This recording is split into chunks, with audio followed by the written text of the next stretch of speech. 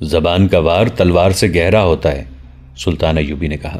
وہ عقل جو تمہاری کمزوریوں کو بھانپ سکتی ہے علی، وہ اپنی زبان سے ایسے اندازے اور ایسے موقع پر ایسے الفاظ کہلوائے گی کہ تم اپنی تلوار نیام میں ڈال کر دشمن کے قدموں میں رکھ دو گے۔ صلیبیوں کے پاس دو ہی تو ہتھیار ہیں، الفاظ اور حیوانی جذبہ، جسے انسانی جذبے پر غالب کرنے کے لیے وہ اپنی جوان اور خوبصورت لڑکیوں کو استعمال کر رہے ہیں۔ انہوں نے مسلمان امراء اور حکام کے دلوں سے مذہب تک نکال دیا ہے۔ صرف حکام نہیں امیر محترم، علی بن سفیان نے کہا، مصر کے عام لوگوں میں بھی بدکاری عام ہو گئی ہے۔ یہ صلیبیوں کا کمال ہے۔ دولت مند مسلمانوں کے گھروں میں بھی بے حیائی شروع ہو گئی ہے۔ یہی سب سے بڑا خطرہ ہے، سلطان ایوبی نے کہا۔ میں صلیبیوں کے سارے لشکر کا مقابلہ کر سکتا ہوں اور کیا ہے، مگر میں ڈرتا ہوں کہ صلیبیوں کے اس وار کو نہیں روک سکوں گا، اور جب میری نظریں مستقبل میں جھانکتی ہیں تو میں کانپ اٹھتا ہوں۔ مسلمان برائے نام مسلمان رہ جائیں گے، ان میں بے حیائی صلیبیوں والی ہوگی اور ان کے تہذیب و تمدن پر صلیبی رنگ چڑھا ہوا ہوگا۔ میں مسلمانوں کی کمزوریاں جانتا ہوں۔ مسلمان اپنے دشمن کو نہیں پہچانتے، اس کے بچھائے ہوئے خوبصورت جال میں پھنس جاتے ہیں۔ میں صلیبیوں کی کمزوریاں جانتا ہوں۔ وہ بے شک مسلمانوں کے خلاف متحد ہو گئے ہیں، لیکن ان کے اندر سے دل پھٹے ہوئے ہیں۔ فرانسیسی اور جرمن ایک دوسرے کے خلاف ہیں، برطانوی اور اطالوی ایک دوسرے کو پسند نہیں کرتے۔ وہ مسلمانوں کو مشترک دشمن سمجھ کر اکٹھے ہیں، لیکن ان میں عداوت کی حد تک اختلافات ہیں۔ ان کا شاہ اوگسٹس دوغلا بادشاہ ہے، باقی بھی ایسے ہی ہیں، مگر انہوں نے مسلمان امراء کو عورت کے حسن اور زر و جواہرات کی چمک دمک سے اندھا کر رکھا ہے۔ اگر مسلمان امراء متحد ہو جائیں تو صلیبی چند دنوں میں بکھر جائیں گے۔ اب فاطمی خلافت کو ختم کر کے میں نے اپنے دشمنوں میں اضافہ کر لیا ہے۔ فاطمی اپنی گدی کی بحالی کے لیے سوڈانیوں اور صلیبیوں کے ساتھ ساز باز کر رہے ہیں۔ ان کے شاعر کو کل سزائے موت دے دی گئی ہے، علی بن سفیان نے کہا، جس کا مجھے بہت افسوس ہے۔ سلطان ایوبی نے کہا، عمارۃ الیمنی کی شاعری نے میرے دل پر بھی اثر کیا تھا، مگر اس نے الفاظ اور ترنم کو چنگاریاں بنا کر اسلام کے خرمن کو جلانے کی کوشش کی ہے۔ عمارۃ الیمنی اس دور کا مشہور شاعر تھا۔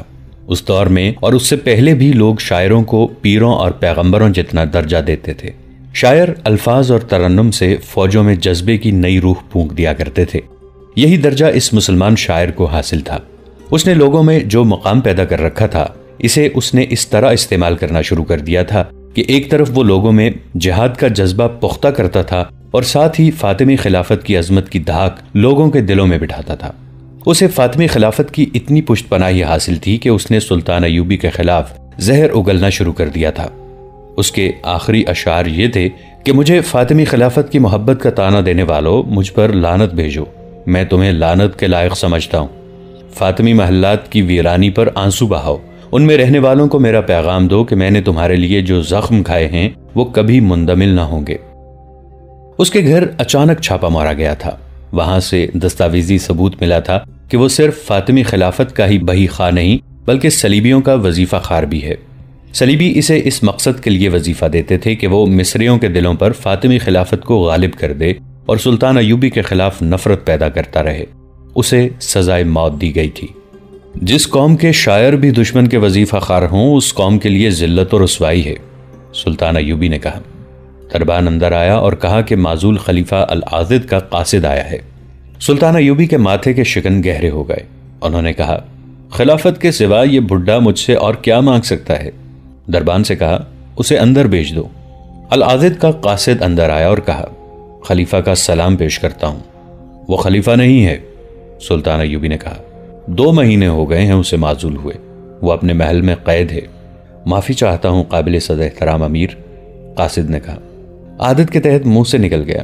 العاضد نے بعد السلام کہا ہے کہ بیماری نے بستر پر ڈال دیا ہے، اٹھنا محال ہے، ملنے کی خواہش ہے، اگر امیر محترم تشریف لا سکیں تو احسان ہوگا۔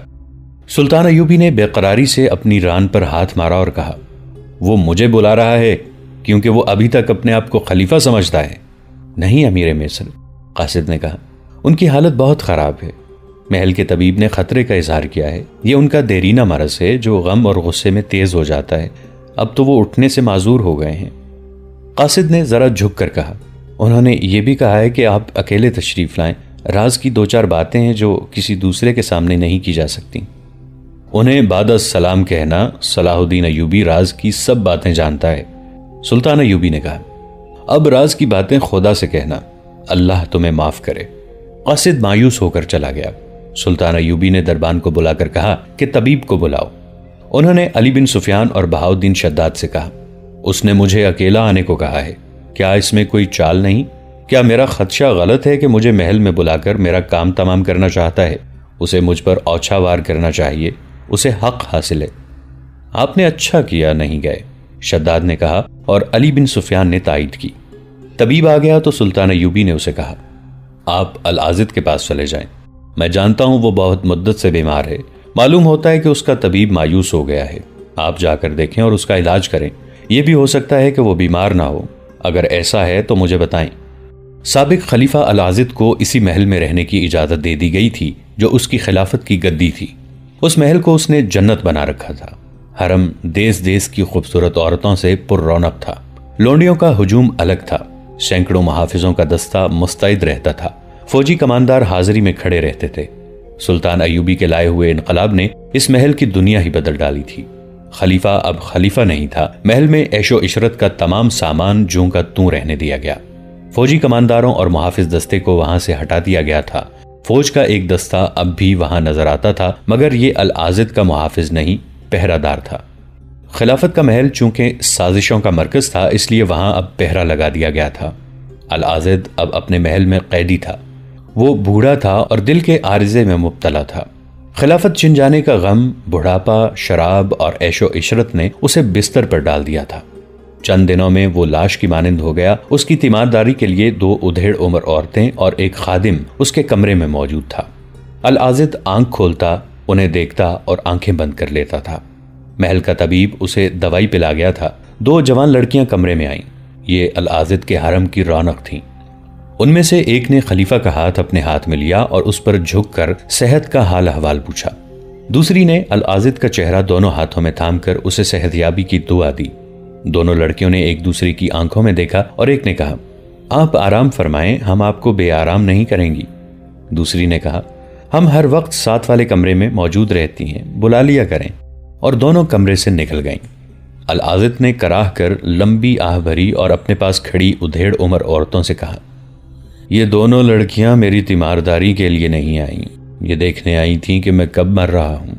میں جانتا ہوں انہوں نے اپنی دوستیاں لگا رکھی ہیں، یہ گدھ ہیں، میرے مرنے کا انتظار کر رہی ہیں، ان کی نظر میرے مال اور دولت پر ہے۔ تم تینوں کے سوا یہاں میرا ہمدرد کون ہے؟ کوئی نہیں، کوئی بھی نہیں۔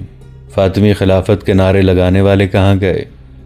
اس نے دل پر ہاتھ رکھ لیا اور کروٹ بدل لی، وہ تکلیف میں تھا۔ اتنے میں قاصد کمرے میں آیا اور کہا، امیر مصر نے آنے سے انکار کر دیا ہے۔ اوہ بد نصیب صلاح الدین، العاضد نے کراہنے کے لہجے میں کہا، میرے مرنے سے پہلے ایک بار تو آ جاتا۔ صدمے نے اس کی تکلیف میں اضافہ کر دیا۔ اس نے نحیف آواز میں رک رک کر کہا، اب تو میری لونڈیاں بھی میرے بلانے پر نہیں آتی، امیر مصر کیوں آئے گا؟ مجھے گناہوں کی سزا مل رہی ہے، میرے خون کے رشتے بھی ٹوٹ گئے ہیں، ان میں سے کوئی بھی نہیں آیا۔ وہ میرے جنازے پر آئیں گے اور محل میں جو ہاتھ لگا اٹھا کر چلے جائیں گے۔ وہ کچھ اور دیر کراہتا رہا۔ دونوں تیماردار عورتیں پریشانی کے عالم میں اس کی باتیں سنتی رہیں۔ ان کے پاس تسلی اور حوصلہ افزائی کے لیے بھی جیسے کوئی الفاظ نہیں رہے تھے۔ ان کے چہروں پر خوف ستاری تھا، جیسے وہ خدا کے اس قہر سے ڈر رہی تھیں جو بادشاہ کو گدھا اور امیر کو فقیر بنا دیتا ہے۔ دونوں نے چونک کر دروازے کی طرف دیکھا۔ ایک سفید ریش بزرگ کھڑا تھا۔ وہ ذرا رک کر اندر آیا اور العاضد کی نبض پر ہاتھ رکھ کر کہا، السلام علیکم، میں امیر مصر کا طبیب خاص ہوں، انہوں نے مجھے آپ کے علاج کے لیے بھیجا ہے۔ کیا امیر مصر میں اتنی سی بھی مروت نہیں رہی کہ آ کے مجھے دیکھ ہی جاتا؟ العاضد نے کہا، میرے بلانے پر بھی نہیں آیا۔ اس کے متعلق میں کچھ نہیں کہہ سکتا، طبیب نے کہا، انہوں نے مجھے آپ کے علاج کے لیے بھیجا ہے۔ میں یہ کہنے کی جرت ضرور کروں گا کہ اتنے بڑے واقعے کے بعد، جس میں باقاعدہ جنگ ہوئی اور ہزاروں جانیں ضائع ہو گئیں، امیر مصر شاید یہاں نہیں آئیں گے۔ انہیں آپ کی صحت کا فکر ضرور ہے، ایسا نہ ہوتا تو وہ مجھے آپ کے علاج کا حکم نہ دیتے۔ اس حالت میں آپ ایسی کوئی بات ذہن میں نہ لائیں جو آپ کے دل کو تکلیف دیتی ہے، ورنہ علاج نہیں ہو سکے گا۔ میرا علاج ہو چکا، العاضد نے کہا۔ میرا ایک پیغام غور سے سن لو، صلاح الدین کو لفظ بلفظ پہنچا دینا، میری نبض سے ہاتھ ہٹا لو۔ میں اب دنیا کی حکمت اور تمہاری دعائیوں سے بے نیاز ہو چکا ہوں۔ سنو طبیب، صلاح الدین سے کہنا کہ میں تمہارا دشمن نہ تھا، میں تمہارے دشمنوں کے جال میں آ گیا تھا۔ یہ بدقسمتی میری ہے، یہ صلاح الدین کی، کہ میں اپنے گناہوں کا اعتراف اس وقت کر رہا ہوں جب میں ایک گھڑی کا مہمان ہوں۔ صلاح الدین سے کہنا کہ میرے دل میں ہمیشہ تمہاری محبت رہی ہے اور تمہاری محبت کو ہی دل میں لیے دنیا سے رخصت ہو رہا ہوں۔ میرا جرم یہ ہے کہ میں نے زر و جواہرات اور حکمرانی کی محبت بھی اپنے دل میں پیدا کر لی جو اسلام کے احترام پر غالب آ گئے۔ آج سب نشے اتر گئے ہیں، وہ لوگ جو میرے پاؤں میں بیٹھا کرتے تھے وہ بیگانے ہو گئے ہیں، وہ لونڈیاں بھی میرے مرنے کی منتظر ہیں جو میرے اشاروں پر ناشا کرتی تھیں۔ میرے دربار میں عریاں رقص کرنے والی لڑکیاں مجھے نفرت کی نگاہ سے دیکھتی ہیں۔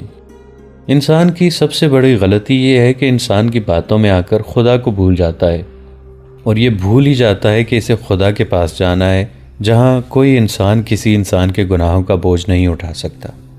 ان کمبختوں نے مجھے خدا بنا ڈالا، مگر آج جب حقیقی خدا کا بلاوا آیا ہے تو مجھ پر حقیقت روشن ہوئی ہے۔